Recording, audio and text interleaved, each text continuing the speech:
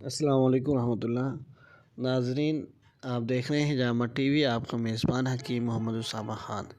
ناظرین، آج کل آپ نے سنا ہوگا کہ حجامہ کے نام پر ڈھونگ، یا حجامہ کے نام پر دھوکہ، یا حجامہ کے نام پر کاروبار۔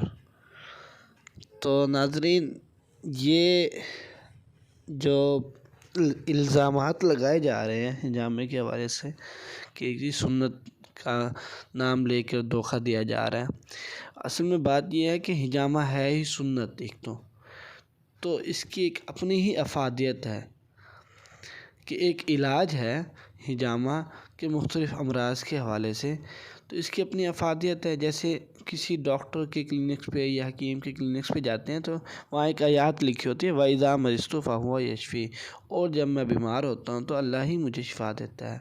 اسی طرح جب حجامہ اسپیشلسٹ کی شاپ پہ آتے ہیں تو وہاں بھی ایک حدیث لکھی ہوتی ہے، تو کہ صحیح حدیث ہے کہ حجامہ کرانا سنت ہے، تو اس پر حجامہ کرانا سنت ہے، حجامہ کرائیں، تو اس پہ کوئی مسئلہ نہیں ہے، تو حجامہ کرانا سنت ہی ہے۔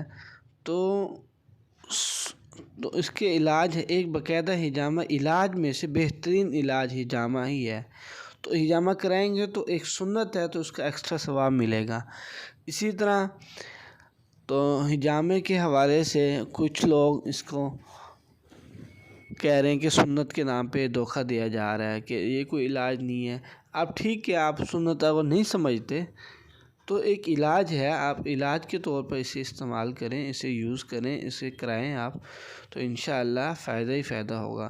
لیکن ہمارا ایمان ہے کہ یہ سنت ہے اور بہترین علاج ہے، یعنی سب سے زیادہ بہترین علاج اللہ کے رسول صلی اللہ علیہ وسلم کی صحیح حدیث سے مبارک سے ملتا ہے کہ میں 3 چیزوں میں شفا رکھتے ہیں، ایک حجامہ میں، ایک شہد کے استعمال میں، اور دوسرا آگ سے داغنے میں، لیکن وہ امت کو داغنے سے منع کرتے ہیں۔